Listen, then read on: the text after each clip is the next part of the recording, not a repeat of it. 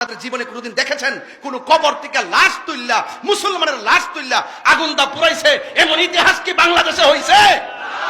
আমরা কি বাংলাদেশ দেখছি? আমরা কি দেখছি? এই জন্যই বলে যে ইসলাম ছিল শান্তির ধর্ম, আজকে ইসলাম ধর্মটারে উগ্রতার দিকে নিয়ে যাচ্ছেন। কোন ব্যক্তি ভণ্ড, কে ভালো মন্দ যখন মারা যায় তখন সেটা আল্লাহর হাতে ছেড়ে দিতে হয়। আপনি বলুন তো, একটা মানুষ মারা যাওয়ার পরে কবর থেকে উঠায় আগুন ধরানো কি ইসলাম এলাও করে? এক কথা বলে এলাও করে? সে মারা গেছে, সে যদি ভণ্ড হয়, সে যদি প্রতারক হয়, সে যদি জাহান্নামী হয়, জান্নাতি হোক বা জাহান্নামী হোক, এটার ফায়সালা আল্লাহ করবেন। তুমি কবর থেকে উঠাইয়া যে তার গায়ে আগুন ধরাইছো, তুমি কয় নম্বর তুমি জানো নি? এই জন্যই আপনাদেরকে অনেক সময় ধর্ম ব্যবসায়ী বলে, এই জন্য আপনাদেরকে উগ্রবাদী বলে, এই জন্য আপনাদেরকে জঙ্গিবাদী বলে, এই জন্য আপনাদের প্রতি মানুষের আস্থা বিশ্বাস দিনে দিনে উঠে যাচ্ছে। সত্যিকার ইসলামটা কলঙ্কিত হচ্ছে। কথা বলেন ঠিক না বেটে?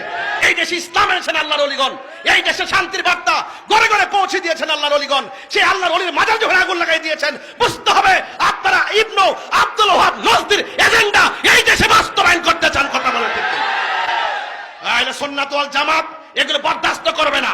শান্তিতে কথা বলি, ভদ্রভাবে কথা বলি, খানকায় বসে আমরা মুরাকাবা মুশাহাদা করি। আমাদেরকে রাজপথে নামতে বাধ্য করবেন না, বলে দিলাম। ঠিক কিনা বলেন?